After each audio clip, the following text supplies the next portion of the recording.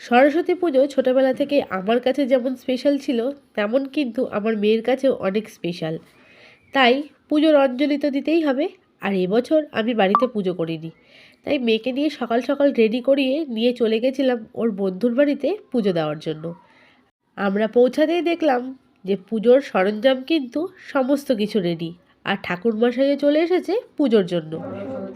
মহাভাগে বিদ্য কমললোচনে বিদ্যারূপে বিশালাক্ষী বিদ্যাং দেহি নমস্তুতে এষো সচন্দন গন্ধ পুষ্পাঞ্জলি ওং ঐং শ্রী সরস্বতী দেবায় নমঃ। অঞ্জলি, পুজো, আরতি সমস্ত কিছু সম্পন্ন হলো, আর খুব ভালো করেই কিন্তু পুজো দেওয়াও হলো। পুজো তো শেষ হলো, এবার প্রসাদের পালা। আর প্রসাদের মধ্যে আমার সব থেকে যেটা বেশি ভালো লাগে সেটা হলো এই চালকলা মাখা। তাই নিজের হাতে চটপট মেখে নিলাম। আর যে কোনো পুজোর ভোগের প্রসাদে তো থাকবে খিচুড়ি, তাই এই খিচুড়ি ভোগ প্রসাদ খেয়েই পুজো সম্পন্ন করে বাড়ি চলে আসলাম।